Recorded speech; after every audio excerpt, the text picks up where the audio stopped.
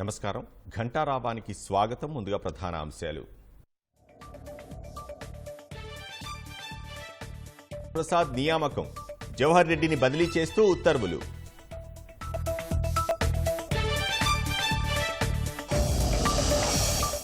ఉదయం 11 గంటలకు ఢిల్లీలో ఎన్డీఏ పక్షాల భేటీ, మోదీ నాయకత్వాన్ని బలపరచనున్న ఎంపీలు.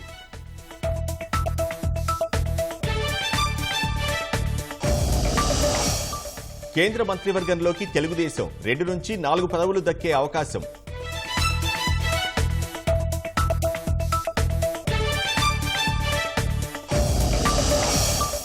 వెబ్ ల్యాండ్తో పని లేకుండానే అసైన్డ్ భూముల రిజిస్ట్రేషన్, జవహర్ రెడ్డి సూచనలతో ఆ శాఖ కుట్రపూరిత ఆదేశాలు.